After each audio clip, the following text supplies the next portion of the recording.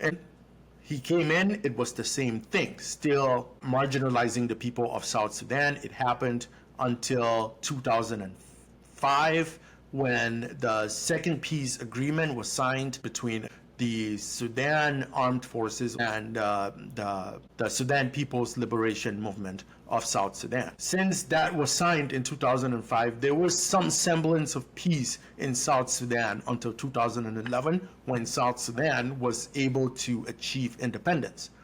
South Sudan achieved independence in 2011.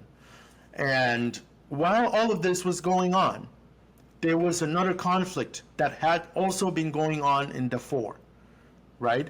And the conflict between North and South Sudan, you could say, was religiously motivated, because Northern Sudan, which is mostly Muslim, were basically trying to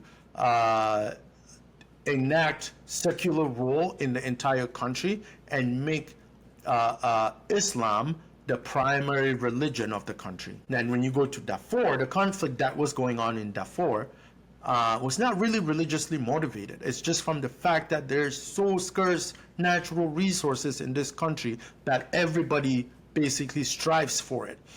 And the ethnic groups that are in the western part of Sudan are mainly of the African origin, even though they're Muslim ethnic groups, but they're of African origin.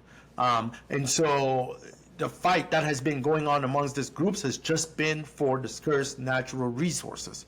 And that intensified in 2003. Confirmation by international community, by the United Nations, by Amnesty International, that Omar al-Bashir was actually arming militias in the western part of Sudan that were committing all of this hate crimes.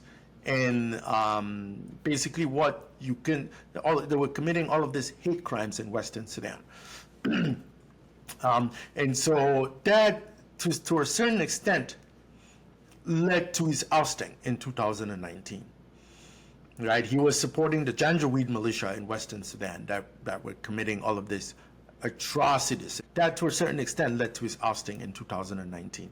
And he is still today in courts trying to settle this case. His involvement in the atrocities that went on. That kept happening until 2019, when there was just so much civil unrest because of the fact that internal conflict had torn apart the country. It had caused inflation, there was hunger, there was a lot of civil unrest. And the military, in association with the general public, basically asked al-Bashir to step aside. He stepped down in 2019. And there was supposed to be a transitionary government from 2019 to 2023. This transitional government made up of the civilian arm and a military arm. The military arm at the time was now the now Sudan Armed Forces, SAF, and the Rapid Support Forces that are committing all of these crimes now in Western Sudan. They were both allies at the time and helped to topple the government of al-Bashir, right?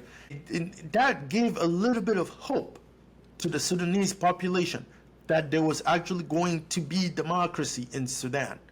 After a long time of internal unrest, they were finally going to have the chance to elect their own government.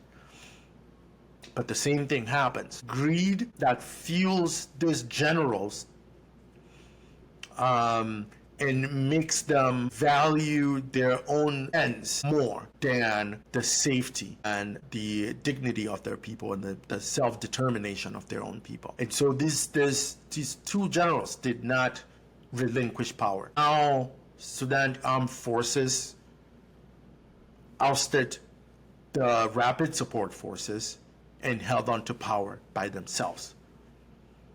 And the civil war that's been going on since 2023 has been because of this. It's been Sudan Armed Forces fighting against rapid support forces. So when you look at the case, even that the current government of Sudan has against the rapid support forces, even though it is a legitimate case, we all agree to the fact that RSF has done all of this, committed all of these atrocities in Western Sudan, and they're supposed to be held accountable for it. That does not negate the atrocities that have been committed by the current government of Sudan, and the fact that it is an illegitimate government of Sudan, and it is supposed to have given over, it is supposed to have given way to a democratically elected government. And if this doesn't happen, and if we forget that that's how this all started, and this does not happen, it amounts to us still not learning from our mistakes. Sudan deserves self-determination. Sudan deserves political liberty. Sudan deserves economic liberty. And to the African Union, if the United Nations is not going to do anything, this is where Africa is supposed to stand up for itself. We are supposed to support the people of Sudan. And, you know, the fight of the people of Sudan is the fight of the people of Africa. And if Sudan cannot see peace, Africa cannot see peace. And so if African Union just keeps posturing, like since this has been happening, African Union has been posturing, and to a certain extent, because there are limited resources of the African Union to be able to intervene in a major way. The organization of the African Union, since, you know, all of the conflicts that had been going on in Western Sudan, and when African Union tried to intervene in the west of Sudan, when the Darfur crisis was going on in the early parts of the 2000s, the then Sudan government did not want them to intervene in any way. Like, they were only observers. They were only supposed to observe and document, and not, and even things as little as trying to distribute aid in the western part of Sudan. The then Sudan government would not let them do that. The Janjaweed militia would not let them do that. I call on stronger African countries, South Africa, Rwanda, Uganda.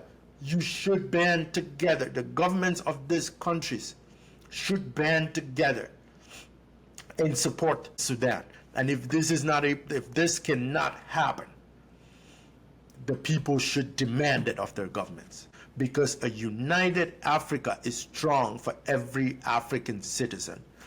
And this is what Pan-Africanism is about. And that includes the people of Sudan. That again includes the people of the Democratic Republic of Congo. And that includes the people in all of the countries in Africa that are going through brutalization from their governments and from militias that are being armed by powerful forces outside of the continent to influence politics in the country for economic gains. Thank you again for joining me. Thank you for being a part of the episode today.